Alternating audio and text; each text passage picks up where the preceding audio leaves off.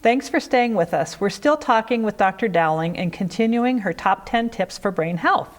Okay, so we're down to number 5, which is maintain your brain. What do you mean by that one? Stay active. Okay. Really get involved. It's not about just getting off of the couch, but stay active with your brain. Okay. Write. The more you use your neurons, the more they stay active, and we help with neuron loss. That helps to improve their function overall. Okay. So find things that you enjoy. If it's coloring, writing, drawing, listening to music, perform musical instruments, stay engaged as much as possible. So my crossword puzzle every night is a good thing to do. It's a good thing to do, Perfect. And it should be fun. Yeah. And I also recommend trying new things. Okay. So be brave. Okay, great. Okay, so the next one is practicing prevention. What do you mean by that? So practicing prevention, there's the obvious factors that we know with promoting public health, like wearing your seatbelts when you're out driving, wearing your helmets, not just in later life, but across the continuum of life. We really want to protect your brain from having injuries. Okay. And the other preventative factor that I like to emphasize is taking a look at the bathroom cabinet. Oh. So if you have over-the-counter medications, older medications, part of prevention and staying healthy is periodically going through and getting rid of things that could cause problems down the road. Do you have tips on how people might be able to avoid falls or do some fall risk prevention type of activities? So the exercise, those 4 areas that I mentioned, maintaining your strength, most important muscle group in the human body to keep you out of a nursing home is your quadriceps. Oh. Quadriceps, if we don't keep up our strength there, it's difficult to get out of bed. It's difficult to get out of a chair. If you fall, you can't get up. Okay. So using those are key. The other thing about prevention is if you smoke, get help quitting. Okay. If you are drinking, make sure it's within recommended limits, and you may also need to cut down because how our body metabolizes alcohol as we age really changes with time. Oh, that's good to know. Okay, so moving down to number 3, that's take charge of your health. Yes. So I think you've explained some of that to us, but can you tell us a little bit more about that? So the other aspect of take charge is really, I encourage people to be stewards of their own health information. Okay. Keep a record that you are in possession of, or if you have family members who have cognitive impairment, keep a record book of their medications, things that they've had done. Taking charge so that you're in control and can advocate for yourself each time you go through the healthcare system. There's fragmentation if you're seeing different providers.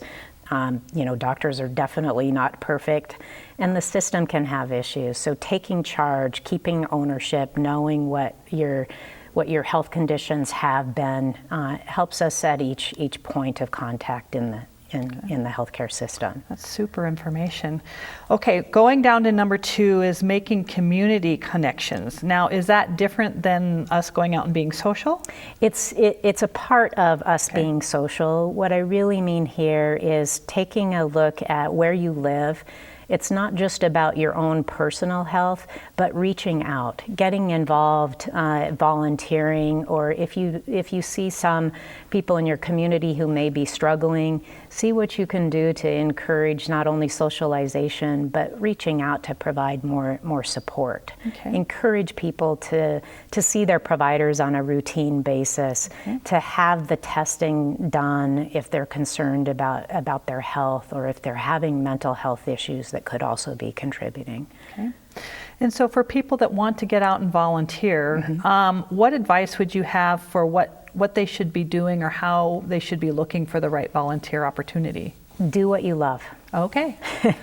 Do what you love what you do, right? So find things that really interest you, that are oftentimes something that's easily available.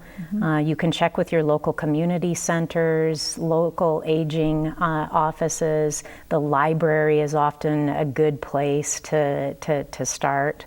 Faith-based communities like our churches or other organizations. or try something new. Well, there you go.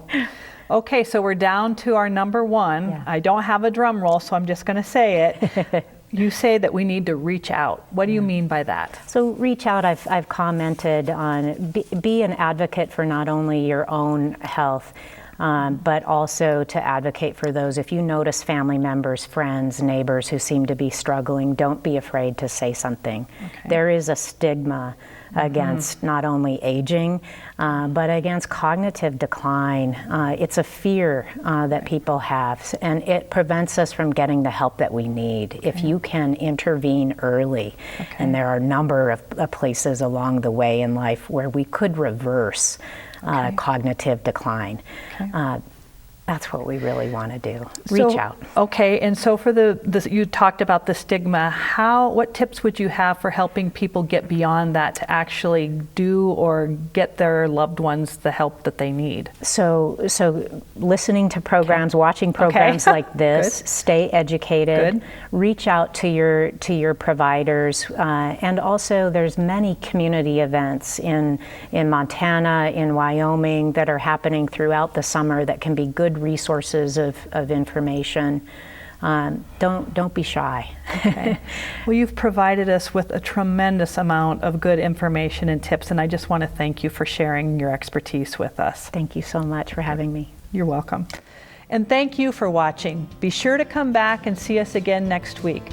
Until then, stay fit, stay well, and stay healthy for life with Healthy Living for Life.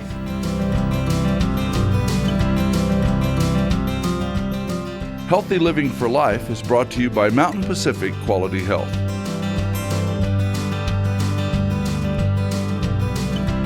We'd love to hear from you. If you have suggestions for future programs, visit our website at mpqhf.org or call us at 406-443-4020. You can also catch us on YouTube by visiting our website and clicking on the YouTube icon. Special thanks to Fire Tower Coffee House and Roasters. Production facilities provided by Video Express Productions.